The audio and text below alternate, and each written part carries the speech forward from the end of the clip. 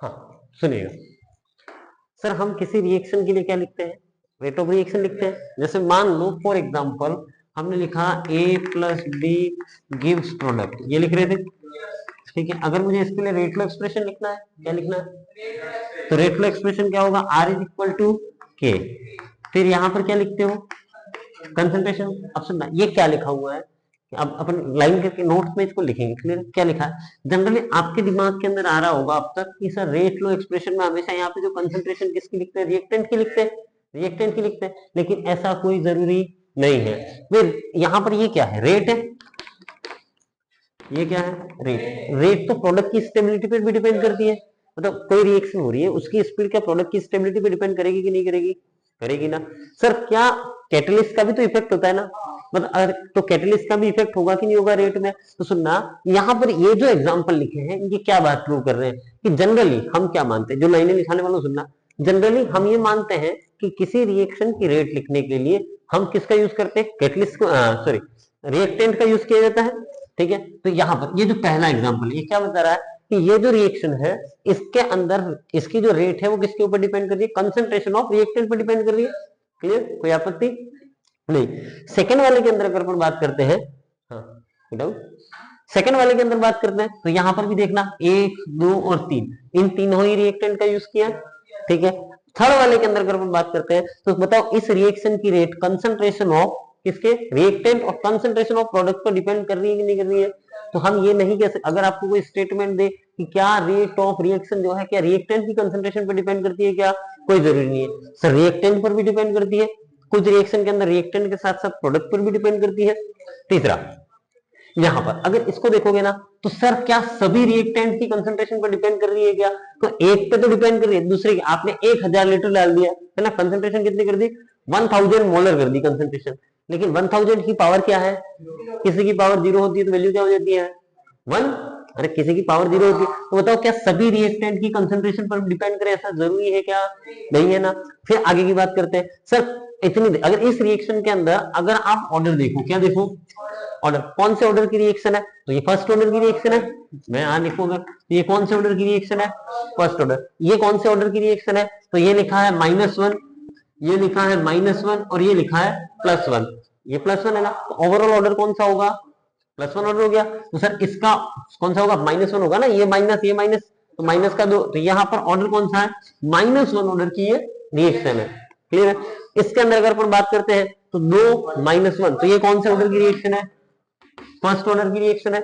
इसके अंदर अगर अपन बात करते हैं ये कौन से ऑर्डर की रिएक्शन हो गई, सेकंड ऑर्डर की रिएक्शन होगी। इसके अंदर अगर बात करते हैं तो क्या हम एक बात और कह सकते हैं ना कि किसी रिएक्शन का ऑर्डर जो है वो पॉजिटिव, जीरो या फ्रैक्शनल हो सकता है, अरे फ्रैक्शनल हो सकता है ना। फिर सर अगर अपन इसके अंदर बात करते हैं तो इतनी देर तो हमने देखा कि सर इसमें रिएक्टेंट पार्टिसिपेट कर रहा है, इसमें रिएक्टेंट के साथ साथ प्रोडक्ट पार्टिसिपेट कर रहा है, ये कोई रिएक्शन हो रही है, ठीक है। बताओ यहां पर ये क्या है, कैटलिस्ट है, क्या है, कैटलिस्ट है। बताओ कैटलिस्ट आ रहा है कि नहीं आ रहा, तो सर किसी रिएक्शन की जो रेट है वो रिएक्टेंट, प्रोडक्ट, कैटलिस्ट सभी के ऊपर डिपेंड करती है।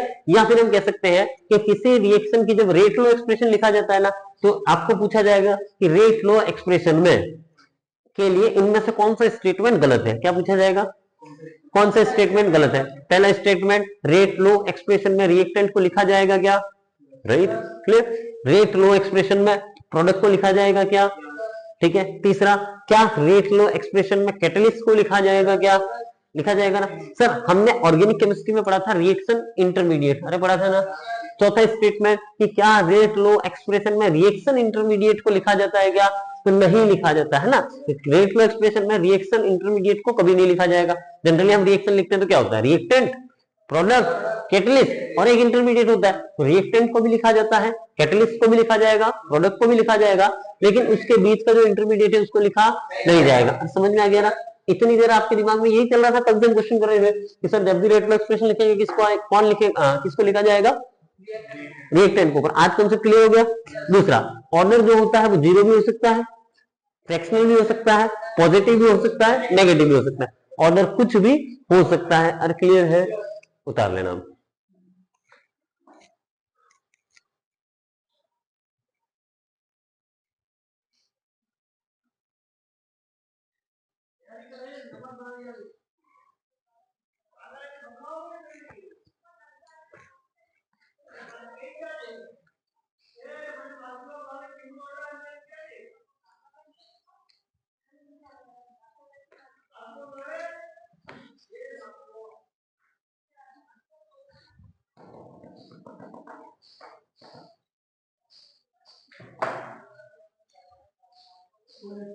हो गया।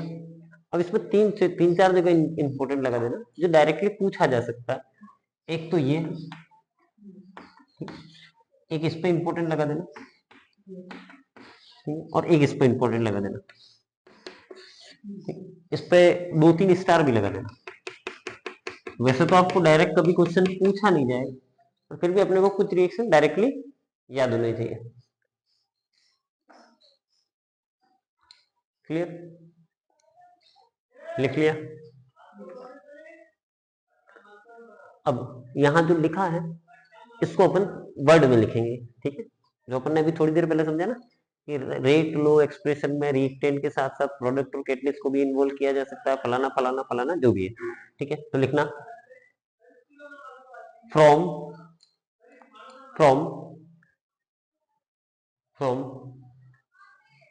all the above example, from all the above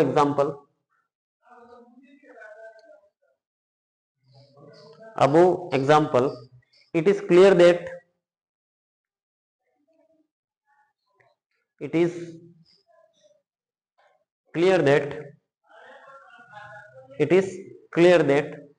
there is no relation between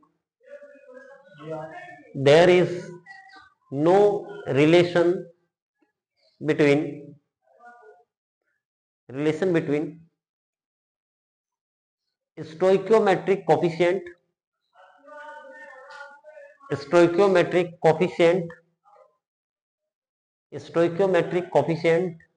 and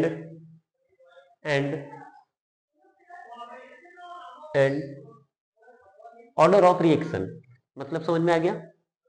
जैसे इधर देख लेना, यहां पर स्टोइकियोमेट्रिक कोएफिशिएंट N2O5 का कितना है 2, लेकिन ऑर्डर कितना है 1। क्या इसमें कोई रिलेशन है क्या? नहीं है, ठीक है? यहां पर इसका स्टोइकियोमेट्रिक कोएफिशिएंट 5 है, इसका 1 है और इसका 6 है। क्या कोई रिलेशन है क्या? नहीं। सर अगर यहां पर देखते हो तो इसका कितना है 2, जबकि आ क्या रहा है ऑर्डर 2, तो यहाँ पे सर सेम भी आ सकता है, डिफरेंट भी आ सकता है, ऐसा कोई रिलेशन नहीं है। क्लियर है? फर्स्ट पॉइंट हो गया। सेकंड, इन सब एग्जांपल से अपन ने सेकंड चीज क्या सीखी, तो लिखना second, order is always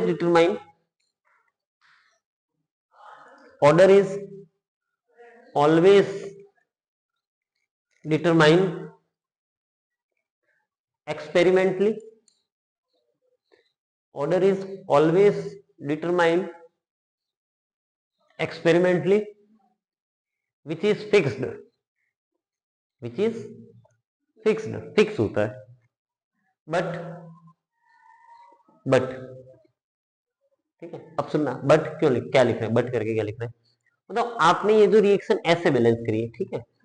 order experiment से आ रहा है, इसका ऑर्डर फर्स्ट होता है। क्या मैं यहां पर 2 की जगह 4 कर लूं? ठीक है, यहां कितने हो गए 8, यहां 8 करने के लिए मैंने यहां 8 लगा दिया, कोई आपत्ति? अब ऑक्सीजन कितने हो गए इधर 20, इधर कितने हैं 16, तो क्या मैं यहां 2 लिख लूं? हो गया, मतलब स्टोइकियोमेट्री चेंज हो गया ना। तो हम क्या लिखने वाले हैं कि order is always determined by experimentally, ठीक है? Order is always determined experimentally, but stoichiometry of the reaction is student hand, ऐसा भी लिखेंगे। क्लियर? ठीक है, लिखना आगे, but stoichiometry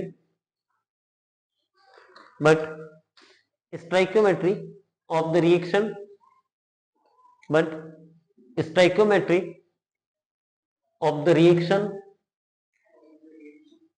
is in the hand of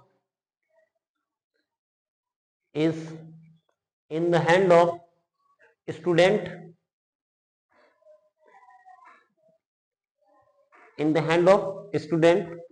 which can be changed, which can be changed. Clear? मतलब पहला पॉइंट क्या लिखा कि ऑर्डर और स्टोइकियोमेट्री के बीच में कोई रिलेशन नहीं होता है. सेकेंड पॉइंट हम क्या लिख रहे हैं कि सर यहाँ पर जो ऑर्डर तो पहले से फिक्स होता है, एक्सपेरिमेंट से डिटरमाइन होता है, लेकिन स्टोइकियोमेट्री जो होता है वो स्टूडेंट के हाथ में होता है, जो बाद में चेंज हो सकता है, जैसे हमने करके दिखा दिया. ठीक है, लेकिन ऑर्डर नहीं बदलेगा. तीसरा पॉइंट लिखना. हाँ?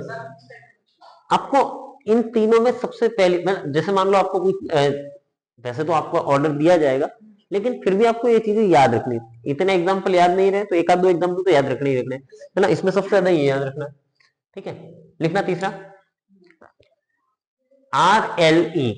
RLE का मतलब रेट लो एक्सप्रेशन. रेट लो एक्सप्रेशन normally involve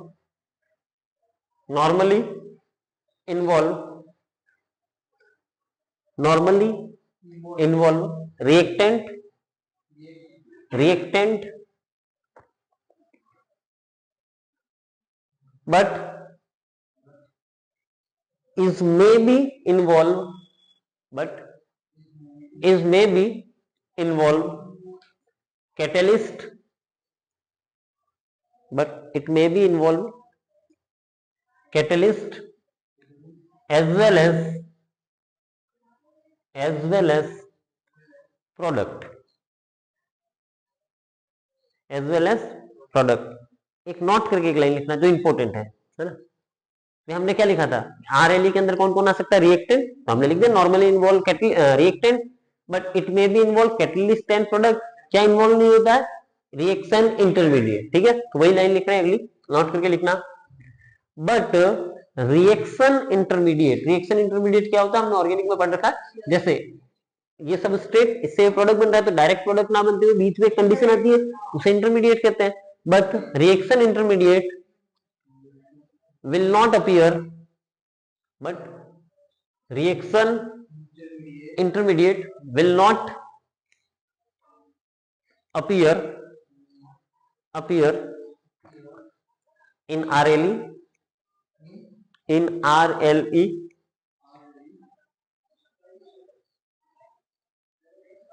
ठीक है, नेक्स्ट पॉइंट लिखना. on changing stoichiometry of the reaction, on changing stoichiometry of reaction,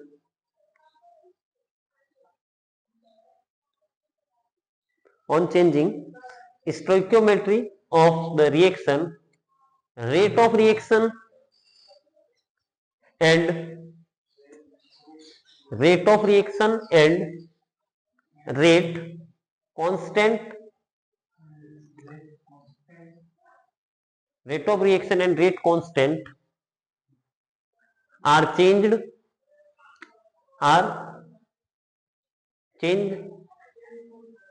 but rate of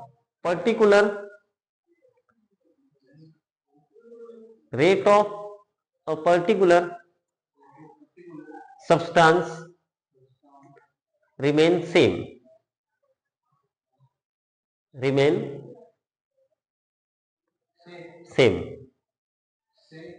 SAME.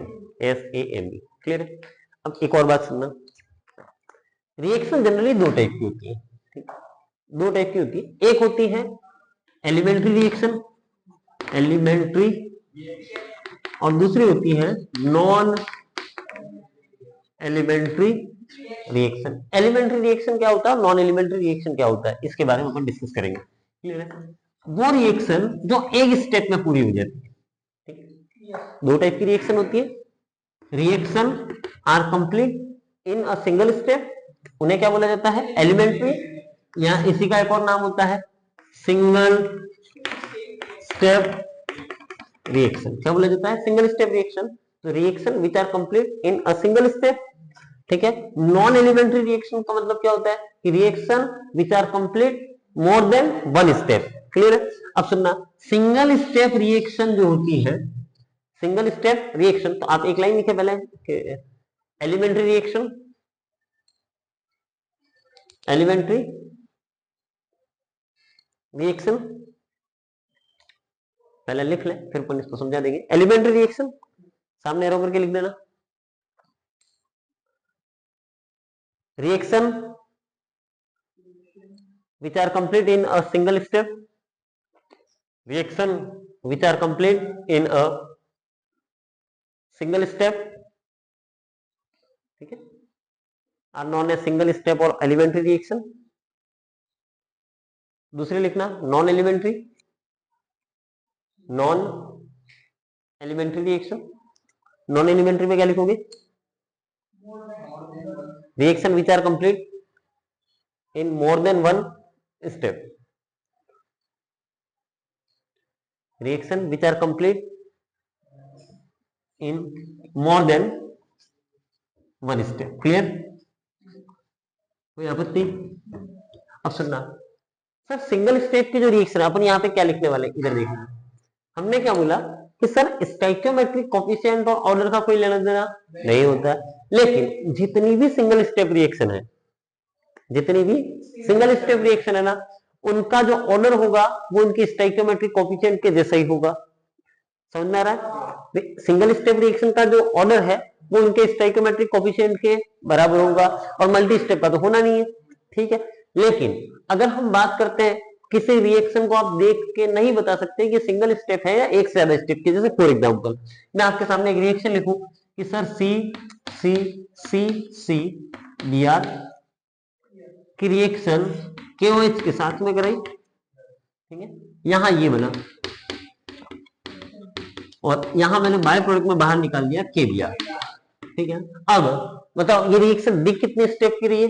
एक स्टेप की। लेकिन हम बहुत अच्छी तरीके से जानते हैं कि ये कौन सी रिएक्शन है? SN1, SN है ना, टर्सरी है ना, 3 डिग्री अल्काइल हैलाइड मैग्नीशियो SN1 रिएक्शन। बताओ ये SN1 रिएक्शन है ना, SN1 रिएक्शन कितने स्टेप की होती है? सर ये 2 स्टेप की होती है। अरे होती है कि नहीं होती है? 2 स्टेप की होती है ना। स्टेप फर्स्ट के अंदर फॉर्मेशन ऑफ कार्बोकेटायन और सेकंड स्टेप के अंदर क्या होता है? फॉर्मेशन ऑफ प्रोडक्ट, यही काम होता है ना। तो बताओ किसी रिएक्शन को देख के बता सकते हो क्या सिंगल स्टेप है कि डबल है ना? या तो आपको याद हो तो अच्छी बात है, नहीं याद है तो पता ही नहीं ना। तो हम क्या लिखेंगे? अगली लाइन लिखने वाले हैं कि सर सिंपल और एलिमेंट्री जो रिएक्शन होती है उनका जो ऑर्डर होता है उनके स्टोइकियोमेट्रिक कोफिशिएंट के जैसा ही होता है, ठीक है। लेकिन किसी रिएक्शन को हम देख के नहीं बता सकते। क्लियर है ना? तो लिखना अगली लाइन जो लिखा रहे, only elementary reaction, only elementary reaction का ऑर्डर, जैसे बोल रहा हूं वैसे लिखना है, हाँ का ऑर्डर, हाँ जैसे बोल रहा हूं वैसे लिखना है। ओनली एलिमेंट्री रिएक्शन का ऑर्डर उसके स्टोइकियोमेट्रिक, उसके स्टोइकियोमेट्रिक कोफिशिएंट के बराबर होता है, ठीक है। स्टोइकियोमेट्रिक कोफिशिएंट के बराबर होता है, ये बराबर होता है। लेकिन किसी रिएक्शन को देख के, हाँ आपको परीक्षा में नहीं पूछेगा, ये इसलिए लिखा रहा हूं तुम्हें याद रहेगा पहली बात तो, और दूसरा वाइवा में पूछ सकता है, इसके लिए लिखा रहे है ना। लेकिन कोई रिएक्शन एलिमेंट्री है या नहीं ये उसे देखकर नहीं बता सकते। लेकिन कोई रिएक्शन एलिमेंट्री है, कोई रिएक्शन एलिमेंट्री है या नहीं उसे देखकर नहीं बता सकते।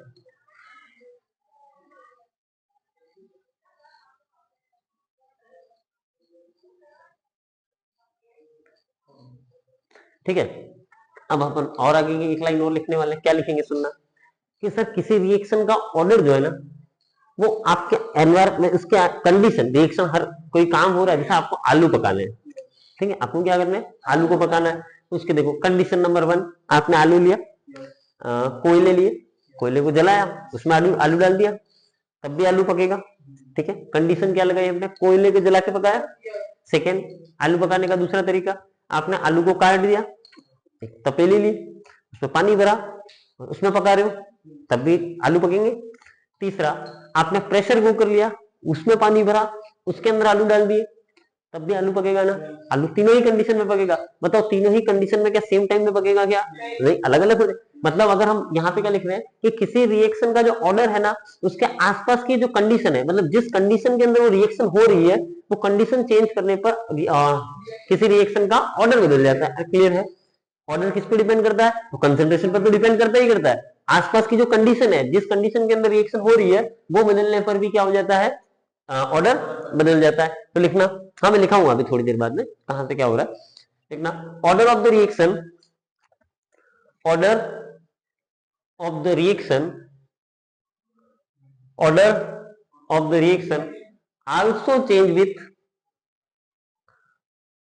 Also change with condition, also change with condition, also change with condition under which reaction is, under which reaction is performed, under which reaction is performed। ठीक है, एग्जाम्पल लिखना। एग्जाम्पल भी अपने कंडीशन के अकॉर्डिंग बात करेंगे ना। एग्जाम्पल लिखना, decomposition of gas, decomposition of decomposition of gas on, decomposition of gas on solid surface, किसी सॉलिड की सरफेस पर हम गैस को क्या कराएंगे? डिकम्पोजिशन कराएंगे। On solid surface follow first order, follow first order, follow first order at very low pressure, at very low pressure. अरे clear है? वापिस सुन लेना। कोई सॉलिड की सरफेस ली, इसके ऊपर किसी गैस का आप डिकम्पोजिशन करा रहे हो। डिकम्पोजिशन का मतलब समझना क्या होता है। आपने मान लो आज आप मार्केट से केले लाए, ठीक है, एक थैली में देगा, खाए आपने, आप केले खाए। केले खाने के बाद हमने सामने वाले खेत में उस प्लास्टिक की पहले केले की छिलके को फेंका, फिर हमने थैली को भी फेंक दिया। ठीक है, आप 15 दिन बाद जाके देखोगे तो वहां पे छिलके मिलेंगे क्या? नहीं मिलेंगे। वहां पे किसी टाइप का कोई जानवर नहीं आ रहा है, वो अपने आप को भी धीरे धीरे क्या हो जाएंगे? मिट्टी के अंदर कन्वर्ट हो जाएंगे। उसे कहते हैं डिकम्पोजिशन। ठीक है, पार्टिकल का डिसोसिएट हो जाना। लेकिन प्लास्टिक की थैली डिकम्पोज होगी क्या? नहीं होगी ना। तो हम क्या कह रहे हैं कि सर आपने कोई गैस ली, उसको किसी सॉलिड की सरफेस पे क्या करा रहे हो? डिकम्पोजिशन करा रहे हो। क्लियर है? लेकिन सर जब डिकम्पोजिशन करा रहे हो तो एक तो हो सकता है कि इस गैस का प्रेशर कम हो, ठीक है, दूसरा क्या हो सकता है? प्रेशर ज्यादा। तो हमने क्या बोला कि decomposition of gas on solid surface, किसी सॉलिड की सरफेस पर गैस का क्या कराएंगे? डिकम्पोजिशन कराएंगे। और ये जो डिकम्पोजिशन अगर लो प्रेशर पे कराओगे तो फॉलो फर्स्ट ऑर्डर, लिखा ना। बट अगर यही प्रेशर अगर आप बढ़ा दोगे, अगला जो स्टेटमेंट इसी के आगे कंटिन्यू करना वो सुन लेना, अगर यही आप इसका प्रेशर बढ़ा दोगे ना तो जीरो ऑर्डर काइनेटिक्स को फॉलो करेगा। किसको फॉलो करेगा? जीरो ऑर्डर काइनेटिक्स को फॉलो करेगा। क्लियर है? ठीक है, अगली लाइन आगे कंटिन्यू करके लिखना, and zero order, and zero order at high pressure, at high pressure। अब सुनना, zero order at high pressure. कहानी समझ में आ गई? अब तुम्हें इस चैप्टर के अंदर वापिस से एक और बात बता देते क्या क्या चीजें हैं। सुनना, हमने इस चैप्टर के अंदर सबसे पहले क्या पढ़ा? रेट क्या होता है, ठीक है, रेट क्या होता है, उसकी डेफिनेशन क्या होती है, यूनिट क्या होती है, रेट कांस्टेंट क्या होता है, फलाना फलाना क्वेश्चन कर लिए। इसके बाद में रेट को अफेक्ट करने वाले कुछ फैक्टर थे। ठीक है, पहला क्या था? नेचर ऑफ पार्टिकल या रिएक्टेंट एंड प्रोडक्ट, यही था। दूसरा क्या था? कंसेंट्रेशन। हमारा अभी भी कंसेंट्रेशन चल रहा है। क्या चल रहा है? कंसेंट्रेशन। अब कंसेंट्रेशन के अंदर हमने किसकी बात करी थी? पहले सर ऑर्डर की बात करी थी। ऑर्डर क्या होता है? अब सुनना, हम यहां से क्या बात कर रहे हैं कि सर आपने ऑर्डर को एक बेसिक टर्म में देख लिया। अब ऑर्डर जनरली होता है, जीरो ऑर्डर होता है, फर्स्ट ऑर्डर, वैसे तो बहुत सारे होते हैं, नेगेटिव, पॉजिटिव, फ्रैक्शनल, कुछ भी हो सकता है। लेकिन हमारी जो एनसीईआरटी के अंदर दे रखा है, हमारे सिलेबस के अंदर जो है, जो आपको किसी कॉम्पिटिटिव एग्जाम में पूछा जाएगा, वो कहां तक है? तो सुनना, या तो आपको जीरो ऑर्डर पूछा जाएगा,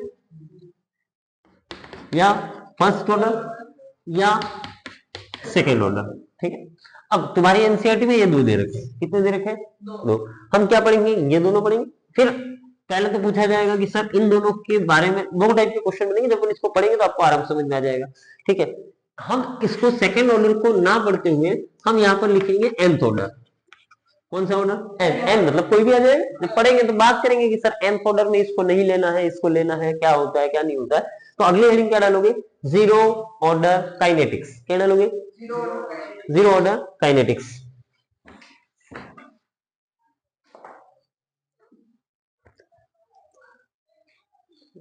लिखना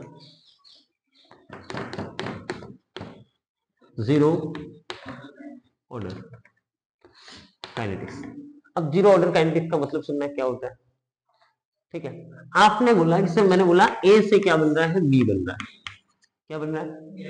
ए से कोई रिएक्शन है जिसके अंदर हमने इन जनरल बात की, ए से क्या बन रहा है? बी बन रहा है। कोई आपत्ति? सर जब ए से बी बन रहा है तो T is equal to zero पर, T is equal to zero पर इसकी कंसेंट्रेशन ए नॉट, तो इसकी कितनी होगी?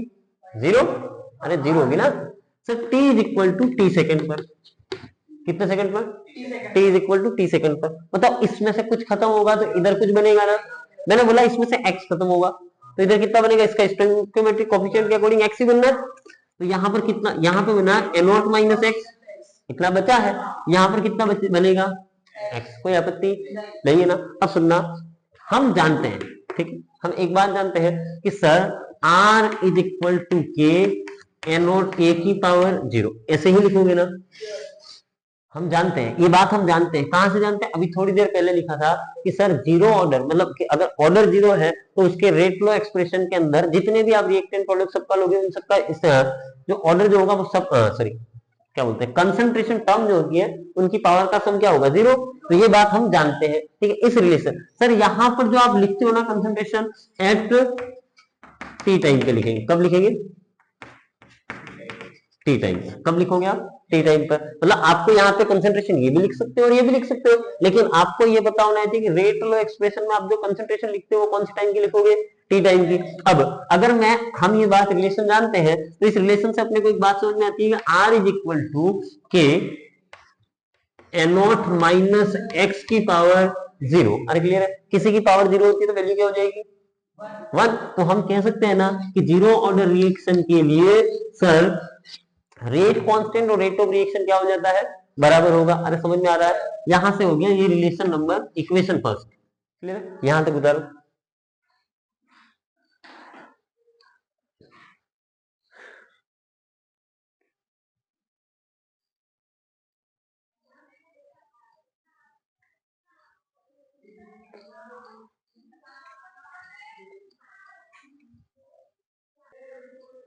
अब सुनना, यहां तक की बात समझ में आ गई। अब सुनना, यहां पर बताओ, मेरे को एक बात बताओ, इस रिएक्शन की रेट, ठीक है, अपन जीरो ऑर्डर की डेफिनेशन अगर कोई पूछे कि जीरो ऑर्डर की रिएक्शन आप कहोगे किसको, तो बताओ आपने कोई एक चक्की ली, उसके अंदर गेहूं डाल दिया। अब जैसे से या तो कंसंट्रेशन कम हो रही है, ठीक है, तो यहाँ पे सुनना, क्या कंसंट्रेशन पर डिपेंड कर रहा है क्या? भाई कोई भी रिएक्शन होती है या तो कंसंट्रेशन बढ़ेगी या कंसंट्रेशन कम होगी, दो ही चीजें होनी है ना। तो क्या कंसंट्रेशन पर डिपेंड कर रही है क्या? कर रही है। कंसंट्रेशन की पावर जीरो होगी ना। इस रिएक्शन की जो रेट है क्या कंसंट्रेशन पर डिपेंड कर रही है क्या? पहले तो कंसंट्रेशन पर डिपेंड नहीं कर रही। दूसरी बात, क्या समय के साथ में कंसंट्रेशन या तो कम होगी या कंसंट्रेशन बढ़ेगी, दो ही चीजें होगी ना। तो टाइम और कंसंट्रेशन के बीच का रिलेशन है, तो क्या ये रिएक्शन टाइम पे डिपेंड करेगी क्या? इसकी रेट कहां से करेगी? अरे ये लिखा अपन ने, इस रिएक्शन की रेट ही लिखी है ना। इसके फॉर्मूले में कहीं टाइम आ रहा है क्या? इसके फॉर्मूले में कहीं कंसंट्रेशन आ रहा है क्या? नहीं आ रहा। तो क्या इस हम कह सकते हैं कि जीरो ऑर्डर की रिएक्शन वो होती है जो कंसंट्रेशन और टाइम पर डिपेंड नहीं करती, उन्हें क्या बोला जाता है? जीरो ऑर्डर काइनेटिक्स बोला जाता है, जीरो ऑर्डर रिएक्शन बोला जाता है। तो लिखना डेफिनेशन करके, है ना, डेफिनेशन लिखेंगे आगे। Reaction whose rate, reaction whose rate does not depend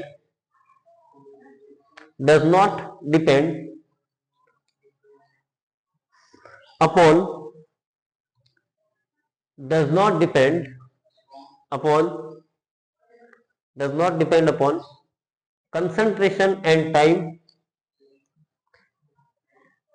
concentration and time are known as zero order reaction are known as zero order reaction. कोई आपत्ति? अब सुनना, एक क्वेश्चन लिखना, इसी जीरो ऑर्डर को ही पढ़ रहे, इसी डेरिवेशन को हम आगे बढ़ेंगे, पर हम डेरिवेशन में कर क्या रहे हैं ये आपको क्वेश्चन करके क्वेश्चन पैटर्न में अपन इसको सॉल्व करेंगे। ठीक है, आपके आना यहां से न्यूमेरिकल है, हम इसमें जो फॉर्मूला डेराइव करेंगे ना उस फॉर्मूले के ऊपर न्यूमेरिकल आना है, एक छोटा सा न्यूमेरिकल आता है 2 स्टेप का। क्लियर है? हाँ, तो क्वेश्चन लिखना पहले, है ना। इस डेरिवेशन को आगे करने के लिए हम क्वेश्चन से समझेंगे, नहीं तो यहां से भी मैं कर सकता हूँ, इसको ऐसे किया, इसको तुम्हें लगेगा कर क्या रहे हैं, सब कर ही रहे कुछ ना कुछ। तो यहां से यहां तक की बात तो समझ में आ गई। अब आगे क्वेश्चन लिखना, calculate concentration of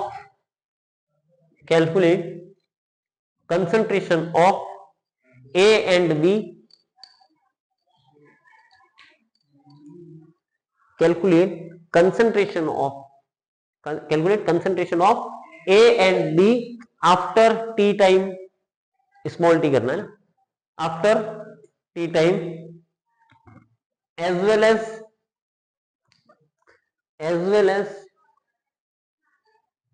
as half lifetime for the above reaction,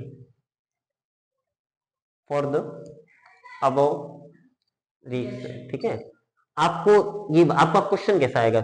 आपको बोला कि ये जो रिएक्शन है ये जीरो ऑर्डर की है, क्वेश्चन बोलेगा कि एक रिएक्शन दे दी सर, ये जीरो ऑर्डर काइनेटिक्स को फॉलो कर दिए, इसकी इनिशियल कंसंट्रेशन आपको दे दी, अब अभी तो अपने T not a not x ऐसा भी लिखा, वहां पे बोलेगा कि सर इसकी इनिशियल कंसंट्रेशन 10 मोलर है, 10 सेकंड बाद में ए कितना बचेगा, ये क्या है ए का बचा हुआ अमाउंट है, और बी कितना बनेगा, आपको इसको निकालना होगा।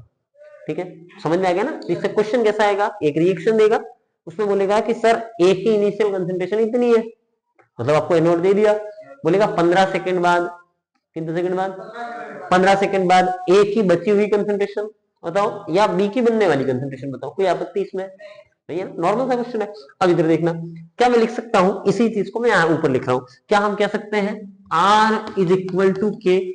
कोई आपत्ति? R क्या है? रेट ऑफ रिएक्शन, है ना। क्या अगर मुझे इस रिएक्शन के लिए रेट ऑफ रिएक्शन के लिखने के लिए बोला जाए तो बताओ हम क्या लिखते हैं, minus D A upon D T लिख सकता हूं इसको मैं, minus D A upon D T is equal to K. कोई आपत्ति नहीं है ना। अब सुनना, सर ए क्या है? कंसंट्रेशन, ऐसे ही लिखते हैं, ठीक है, टी टाइम पे कंसंट्रेशन, तो सर इसको इस कंसंट्रेशन क्या लिखते हैं, final concentration minus initial. Sir final ये रहा, इनिशियल ये रहा, ऐसा लिख सकते हैं ना। तो क्या मैं इसको लिख सकता हूं क्या, minus D final A naught minus X, final concentration ये रही, minus A naught upon D T is equal to K. कोई आपत्ति? बताओ, ये प्लस का ए नोट, ये माइनस का ए नोट, इससे ये कैंसिल आउट। अब सुनना सर, ये अब यहां पे बचा minus D minus X upon D T is equal to K. Sir ये आगे आएगा तो ये माइनस माइनस प्लस हो जाएगा, अरे प्लस हो जाएगा ना, तो क्या मैं इसको लिख सकता हूँ क्या, dx upon dt is equal to K. कोई आपत्ति?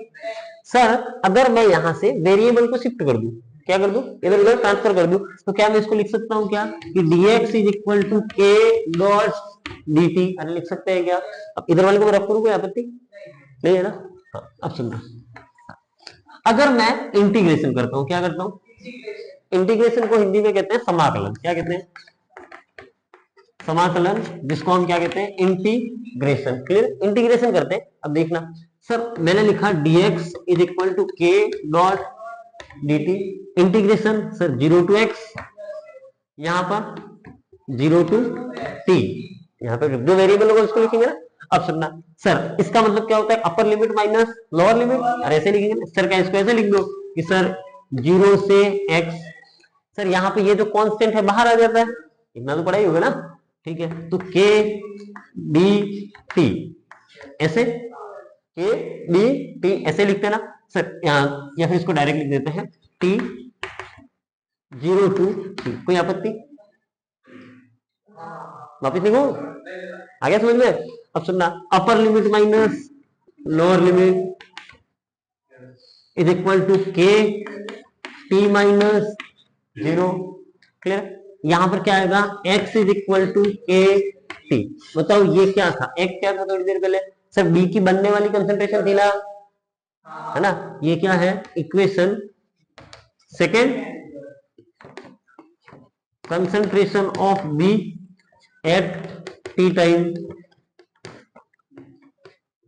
टी टाइम, अरे कह सकते हैं सर आपने थोड़ी देर पहले लिखा था कि concentration of A, concentration of A eight T time क्या लिखा था, ए नॉट माइनस एक्स लिखा था ना, ठीक है? क्या मैं कंसंट्रेशन ऑफ इसको क्या एटी कहूं, कोई आपत्ति है क्या? A T is equal to A naught minus, इस एक्स की वैल्यू रख दूं तो क्या लिख सकता हूं, के इंटू में टी। आपके पास दो फॉर्मूले आ गए, कितने फॉर्मूले आ गए, दो। कि सर अगर आपको बोले इक्वेशन थर्ड, ये क्या हो गया, इक्वेशन थर्ड। अब सुनना सर, एक्स को क्या मैं बीटी कहूं, कोई आपत्ति है क्या? Concentration of B at T time is equal to K T, कोई आपत्ति? ये क्या है, रेट कांस्टेंट। एक बोलेगा एक रिएक्शन है, ये रिएक्शन जो है वो जीरो ऑर्डर काइनेटिक्स को फॉलो करती है। किसको फॉलो करती है, जीरो ऑर्डर काइनेटिक्स को फॉलो करती है।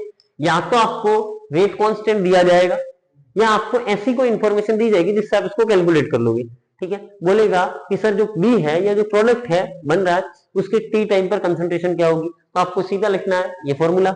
आपको ये इससे कम पूछेगा क्वेश्चन, इससे ज्यादा पूछने की प्रोबेबिलिटी होती है कि सर जो रिएक्टेंट है ना उसकी कंसंट्रेशन टी टाइम के बाद कितनी रहेगी। अरे क्लियर है, समझ में आ रहा है, कोई आपत्ति? ठीक है, तो अपन ने यहां तक निकाला। आपने क्वेश्चन क्या लिखा था कि सर ए से बी बन रहा है, कोई रिएक्शन है तो टी टाइम पर ए और बी की कंसंट्रेशन निकालो, निकाल ली। इसके बाद क्या पूछा, half life time. Half life time का मतलब क्या होता है वो फिर थोड़ी देर बाद लिखेंगे, पहले उसको उतार लेना।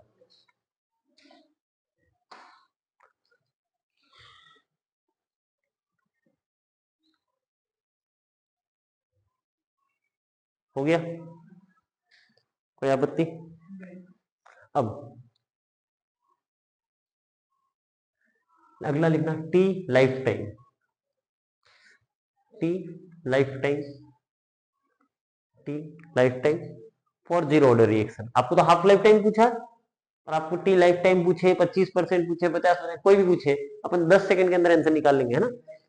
T life time for zero order reaction, T life time for zero order reaction. अब सुनना, T life time for zero order reaction. Life time पूरा मतलब क्या होता है, कोई चीज का मतलब जब समझ में आ जाता है तो वो चीज इजी हो जाती है, ठीक है? लाइफ टाइम का मतलब क्या हो रहा है, आपने मान लो एक बर्तन लिया, उसके अंदर मोमबत्ती जले, क्या जले, कभी ना कभी तो पूरी होगी ना, पूरी जलेगी, ठीक है? तो सर जब मोमबत्ती को जलने में पूरा खत्म होने में जितना टाइम लगता है उसे क्या कहते हैं, लाइफ टाइम। अगर उस मोमबत्ती को आधी खत्म होने में जितना टाइम लगता है उसे क्या कहते हैं, हाफ लाइफ टाइम। अगर मान लो मैं बोलूं कि सर मोमबत्ती को 25% खत्म होने में, कितना खत्म, 25% खत्म होने में लगने वाला, तो टी 25% कह सकते हैं ना। तो आपने लिखा है टी लाइफ टाइम, मतलब सर पूरी खत्म हो जाएगी, है ना? मैं क्या कह सकता हूँ, पूरी खत्म होने का मतलब क्या है, सर रिएक्शन तो पूरी कब खत्म होगी। मान लो आपने एक चक्की ली, चक्की में गेहूं डाला, गेहूं रिएक्टेंट है, आटा जो बन रहा है वो क्या है, प्रोडक्ट। अब आपको प्रोडक्ट की कंसंट्रेशन तो पता ही नहीं है, अपने को किसकी पता है, रिएक्टेंट की पता है। तो अगर मैं ये बोल रहा हूँ कि आपने जितना 10 किलो गेहूं डाला है, कितना डाला है, 10 किलो गेहूं पूरा खत्म हो गया, ठीक है? मतलब सर जो इनिशियल कंसंट्रेशन थी रिएक्टेंट की वो कंप्लीट खत्म हो गई। मतलब समझ में आ रहा है ना सर, इनिशियल कंसंट्रेशन क्या हो गई, कंप्लीटली क्या हो गई, खत्म होगी। या फिर सर वो टाइम जिसके ऊपर रिएक्टेंट बचा ही नहीं उसे ही लाइफ टाइम कहोगे ना। समझ में आ रहा है, टी लाइफ टाइम का मतलब कि सर टी लाइफ टाइम या टी 100%, टी लाइफ टाइम या टी 100%। इसका मतलब क्या है कि sir A T is equal to 0। इसका मतलब यही हुआ ना सर, ए टी क्या है, टी टाइम पर बची हुई कंसंट्रेशन, तो वो टाइम जिसके ऊपर कंसंट्रेशन कुछ बचा ही नहीं, A T is equal to 0, यही होगा ना। अब मैं इस फॉर्मूले का यूज करता हूं, ठीक है, कि sir A T is equal to A naught minus K T, ठीक है? ये फॉर्मूला होता है। अगर हम किसकी बात कर रहे हैं, लाइफ टाइम की, तो बताओ मैं यहां लाइफ टाइम लिखूं, कोई आपत्ति है क्या? हम उस टाइम की बात कर रहे हैं, तो जब ये टी लाइफ टाइम होगा तो ये वैल्यू क्या हो जाएगी, 0। अरे ये तो 0 हो जाएगी ना। तो सर मैं लिख सकता हूँ क्या, 0 is equal to A naught minus K T life time. कोई आपत्ति? सर अगर हम सब जानते हैं इसको नॉर्मल साइड, इसको इधर शिफ्ट कर दूंगा तो यहाँ पे क्या आ जाएगा, समझ में आ रहा है ना, नॉर्मल।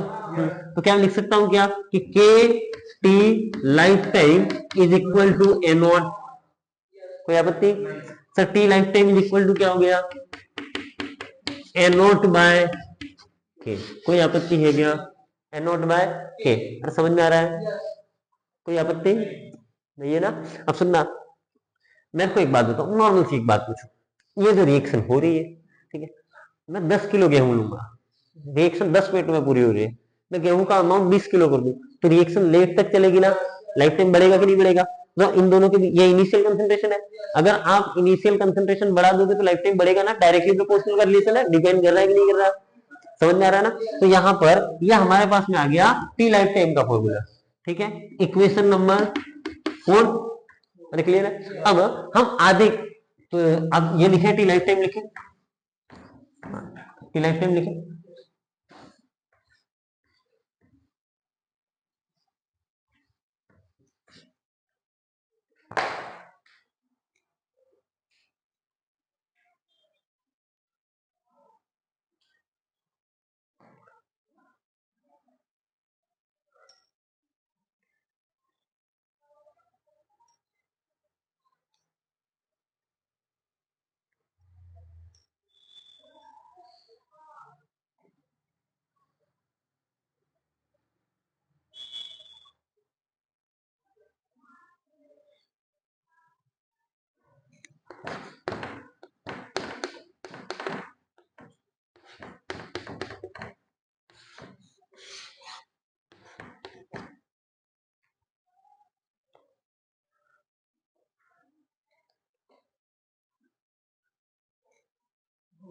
हो गया। अब अगली हेडिंग डालना, जहां से क्वेश्चन पूछा जाएगा वो टी हाफ, ठीक है, जहां से क्वेश्चन पूछा जाएगा वो क्या है, टी हाफ। टी हाफ का मतलब क्या होगा, रिएक्शन आधी कंप्लीट हो जाए, आधी कंप्लीट हो जाए मतलब तो लिखना टी हाफ, फिर जो बोल रहा हूं 2 वर्ड वो लिख ले, टाइम इन विच, टाइम लिख दिया टी हाफ, इसमें लिखना time in which 50% of reaction, 50% of reaction get completed, time in which 50% of reaction get completed। इसका मतलब सुनना क्या होता है, आपने अगर इनिशियल कंसंट्रेशन 10 मोलर ली है, कितनी ले रही है, तो आधी खत्म होगी तो बची हुई कंसंट्रेशन कितनी होगी, 5 मोलर, मतलब 10/2, यही मतलब हो रहा है ना, 10/2। अब सुनना सर टी 50% का मतलब कि सर हम कह सकते हैं कि A T is equal to A naught by 2, यही मतलब होगा ना। अरे मतलब तो यही होगा कि सर इनिशियल की आधी हो जाएगी तो रिएक्शन अपने आप आधी कंप्लीट होगी, तो क्या मैं कह सकता हूं क्या कि sir A T is equal to A naught minus K T half. अब इस ए टी की जगह मैं लिख सकता हूं क्या, ए नॉट बाय 2, इस वैल्यू में रख दिया, is equal to A naught minus K T half. कोई आपत्ति है क्या? अब नॉर्मल सॉल्व करना है, इसको इधर और इसको इधर ले आऊं, कोई आपत्ति है क्या? तो क्या यहाँ पे आ गया K T half is equal to A naught minus A naught by 2। ये तो कुल मिला के ऐसे ही ना, एक में से आधा चला गया तो आधा बचेगा। अरे समझ में आ रहा है? तो क्या मैं इसको यहां लिखूं कि K T half is equal to A naught by 2। कोई आपत्ति क्या? T half is equal to A naught by 2। इस फॉर्मूले से 99% आपको क्वेश्चन पूछने की प्रोबेबिलिटी, ठीक है, समझ में आ गया कि सर कोई रिएक्शन है वो जीरो ऑर्डर काइनेटिक्स को फॉलो कर रही है। क्वेश्चन क्या बोलेगा? कोई रिएक्शन है जो जीरो ऑर्डर काइनेटिक्स को फॉलो कर रही है, उसकी इनिशियल कंसंट्रेशन इतनी है, ठीक है, टी रेट कांस्टेंट दिया जाएगा, टी हाफ पूछेगा। दूसरा, कोई रिएक्शन है जिसमें रिएक्टेंट की या इनिशियल कंसंट्रेशन जिसकी भी उसको देनी होगी वो दे देगा, इनिशियल कंसंट्रेशन इतनी है, टी हाफ इतना है, तो रेट कांस्टेंट क्या होगा? क्लियर है? मतलब आपको कोई भी 1 2 3 में से 2 चीजें दी जाएंगी और एक पूछी जाएगी, कोई आपत्ति? उतार लेना।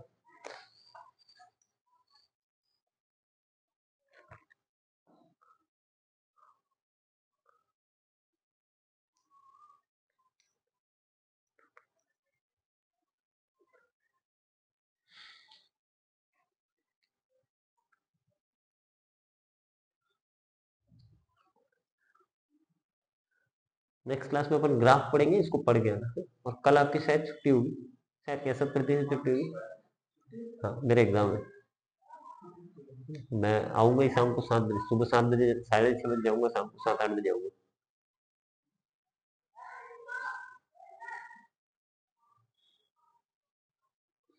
आज एक पोस्ट आएगी शायद, आज जो रिकॉर्ड कर रहे हैं उसको डालेंगे अपन, तो देखते हैं प्रॉपर हुआ है नहीं हुआ।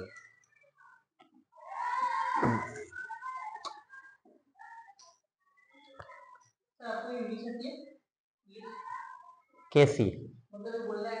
नहीं है, जरूरत ही नहीं है। तुम्हें एक चीज बता दूं, तुम जनरली एक माहौल बना रखा है अपने आप को कि आपको इंग्लिश आनी चाहिए, ऐसा कोई जरूरी नहीं है। मैं बहुत अच्छे अच्छे टीचरों से पढ़ा हूं, आप कंप्लीट इंग्लिश मीडियम की क्लास में भी पढ़ोगे तो आपको नॉर्मल टर्मिनोलॉजी में ही समझाया जाएगा, क्योंकि आपको समझाना है ना उनको। उनको दो चीजें होती है, एक तो शो करना है कि हमारी जो संस्था है उनको इंग्लिश आती है, और एक सामने वाले बच्चे को सिखाना है। भाई अगर मान लो तुम नॉर्मल सा कि साइकिल चलाना सीख रहे हो, ठीक है, अब एक तो मैं शो करूँ कि मैं इतनी अच्छी साइकिल चलाता हूँ, और दूसरा कि मैं आपको इतनी अच्छी सिखा पा रहा हूँ, है ना। मैंने बहुत बड़े प्लेटफॉर्म तक क्लास ली, तो वहां पर जो एक तो होता है कि एक ऐसे रीजन के बच्चे होते हैं, जैसे जम्मू वम्मू साइड के बच्चे आते हैं, ठीक है, या कर्नाटका साइड के बच्चे आते हैं, तो उनको हिंदी आती ही नहीं है, तो उनकी क्लास में फ्लुएंट इंग्लिश बोलनी पड़ती है, ठीक है। बाकी नॉर्मल आप एमपी, गुजरात, महाराष्ट्र, ये जितना भी अपना जोन है, ठीक है, इसके अंदर लगभग जगह इंग्लिश मीडियम की क्लास में, हाँ, नोट सारे इंग्लिश में लिखाए जाते हैं, बाकी पढ़ाया मतलब ऐसा कह सकते हैं कि नॉर्मल जो समझ में आए ऐसा ही पढ़ाया जाता है। ठीक है, हो गया, बाकी है, ठीक है। आज के लिए इतना ही। यहां से आगे नेक्स्ट क्लास में अपन आज जो जो पढ़ा उसके ग्राफ बनाएंगे। ठीक है, थैंक यू।